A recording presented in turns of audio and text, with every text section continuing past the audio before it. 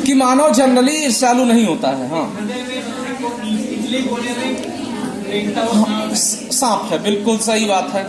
खैर देखें, मानव जन्म से ही धूर्त, दुष्ट, स्वार्थी और चालाक होता है एक मत के अनुसार। तो यह हकीकत भी है, मैं प्राय इसी मत को मानता हूं कि मानव जन्म से ही धूर्त, दुष्ट, स्वार्थी और चालाक होता है। तो ईर्ष्या कहीं ना कहीं हमारी प्रवृत्तियों में पाई जाती है। बहुत कम लोग होंगे या दार्शनिक प्रवृत्ति के लोग होंगे जिनमें ईर्ष्या या एनवी जैसे लक्षण मौजूद ना हो। ईर्ष्या किन बातों को लेकर के होती है? सामने वाले के धन को लेकर ईर्ष्या होती है, सामने वाले की खूबसूरती को देख के ईर्ष्या होती है कि नहीं? लड़कियों में होती है, अरे आप में भी होती है, लड़कियों में ही क्यों होती है जो है। आप देखें, सामने वाले के शारीरिक गठन को देख करके ईर्ष्या होती है। यानी धन, बल और सौंदर्य, ये ईर्ष्या के 3 प्रमुख कारण हैं या कारक तत्व हैं।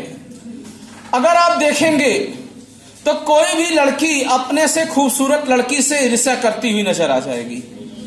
कोई भी व्यक्ति अपने से धनवान व्यक्ति के से ईर्ष्या करता हुआ नजर आ जाएगा। कोई भी व्यक्ति अपने से बुद्धिमान व्यक्ति से ईर्ष्या करता हुआ नजर आ जाएगा। तो 3 तो वो हो गए, चौथा है बुद्धि। चौथा क्या है? बुद्धि। और एक चिंतक ने तो यहां तक कहा है कि प्रायः आम आदमी विद्वानों से इस रूप में ईर्ष्या करते हैं और मानते हैं कि इसका अंत बहुत बुरा होगा। अब देखें, अब जब तुम्हारी बुद्धि उस अवस्था को नहीं हासिल कर पा रही है तो तुमको लग रहा है कि उसका अंत बुरा होगा। खैर, अगले सेगमेंट में अब प्रश्न है कि ईर्ष्या क्या सबके प्रति ऑलवेज जन्म लेता है?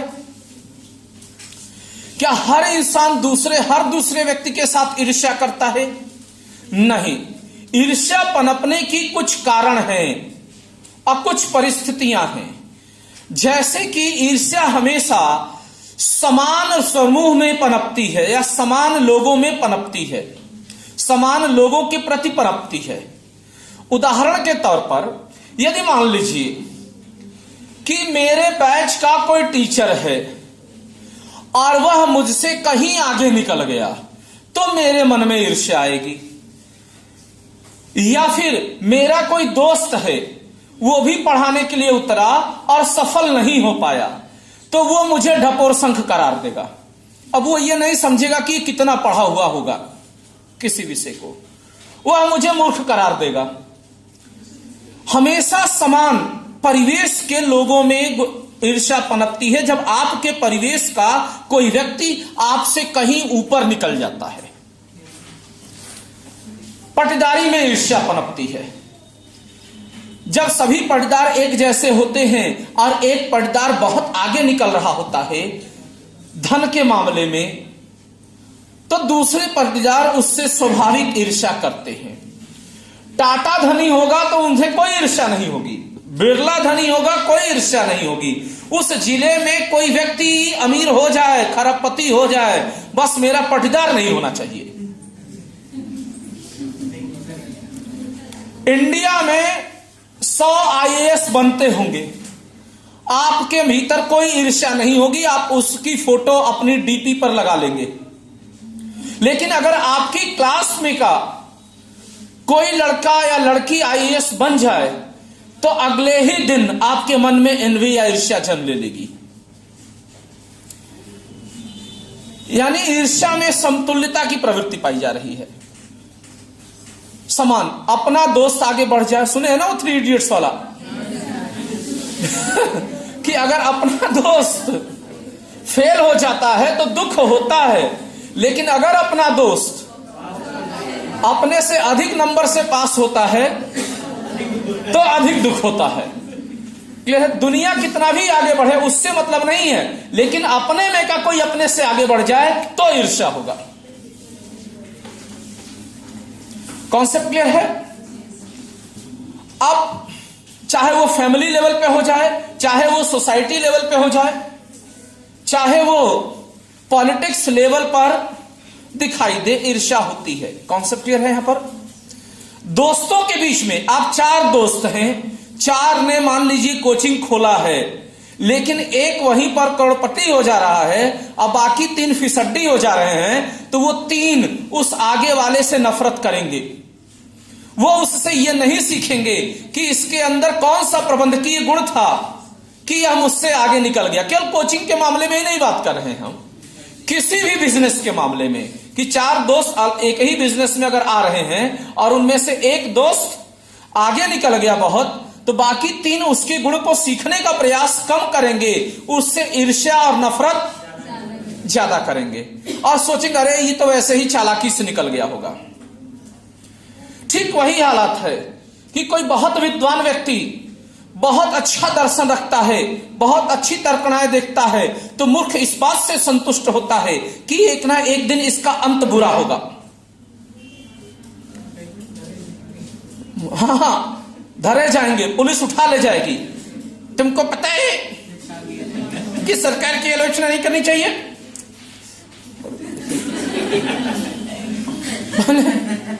पहले उस लेवल तक पहुंचो तो बात समझ आ रहे हैं। अब देखिए जरा सा, तो इस तरीके की ईर्ष्याएं मौजूद होती हैं। अब देखें, आप किसी व्यक्ति का बहुत सम्मान करते हैं या कोई व्यक्ति आपका बहुत सम्मान करता है, उस आपसे या आप उससे काबिलियत में बहुत आगे, कोई एक पक्ष को पकड़ ले, निश्चित मान लीजिए आप उससे फेसबुक पर फ्रेंड हो जाइए, अगले 6 महीने बाद से वो सम्मान बंद कर देगा आपका।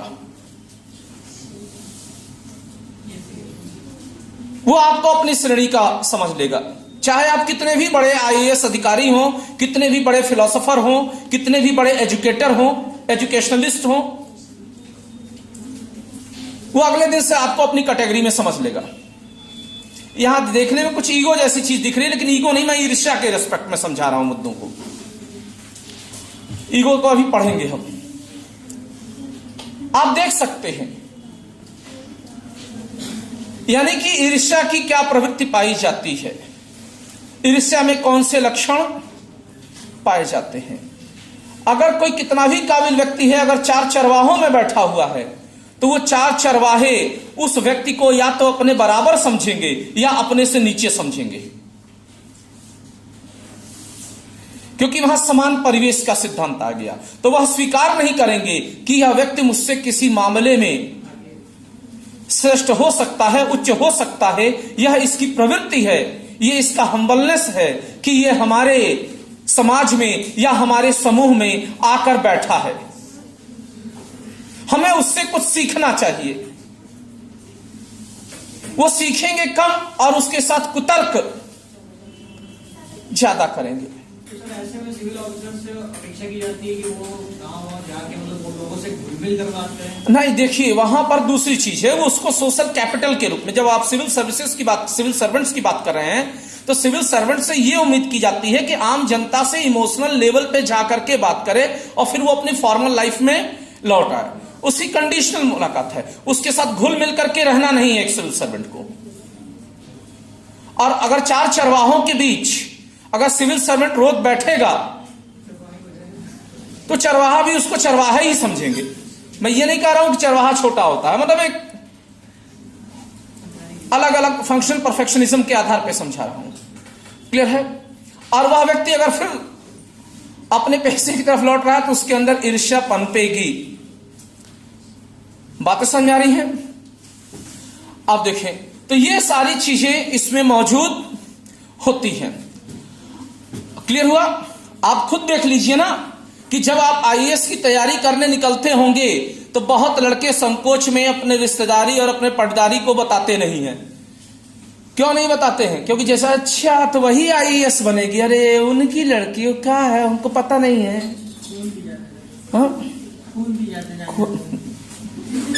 खून पी जाते उनकी फिलॉसफी, क्लियर है। हाँ, और वहीं जैसे आप सफल हो जाएंगे तो ईर्ष्या उनकी 2 गुनी बढ़ जाएगी कि मेरा लड़का क्यों नहीं बन पाया है। अब देखें, और बाहर आपको अपना बताएंगे, लेकिन अपने लोगों में आपको गिराने का पूरा प्रयास करेंगे, आपको नीचा दिखाने का पूरा प्रयास करेंगे। ये पटदारी रिश्तेदारी जो समान फेस के लोग हैं, जो आपके समूह में हैं, उनमें ये प्रवृत्ति पाई जाती है। लेकिन अगर आपके समूह का कोई पहले से ही बहुत आगे है, उसके साथ आप मिले हुए हैं, तो उसके आगे बढ़ने पर आपको ईर्ष्या कम होगी। लेकिन अगर आपके पैरेलल का कोई व्यक्ति ज्यादा उठ रहा है, आर्थिक परिवेश का, कि आपकी और उसकी आर्थिक कंडीशन बराबर है, आपकी और उसकी सामाजिक कंडीशंस बराबर है, दोनों एक दूसरे के साथ सुख दुख में साथ रहे हैं, और उसका लड़का कुछ बन रहा है, तो आपके मन में ईर्ष्या पनपेगी और बहुत घातक रूप से पनपेगी। क्लियर है? और कोई पटदार मान लीजिए शुरू से ही, मान लीजिए खानदानी जमींदार रहा है, खानदानी एजुकेशन से जुड़े रहे हैं लोग, शुरू से जो है एलिट क्लास के रहे हैं, तो उस पटदार के प्रति आपकी ईर्ष्या होगी, लेकिन बहुत कम होगी, क्योंकि वो आप कभी भी पूर्ण रूप से आपके समतुल्य वह नहीं रहा है। तो उसका एक जेन्युइन रेस्पेक्ट आप कर सकते हैं, थोड़ी बहुत ईर्ष्याओं के साथ। बातें समझा?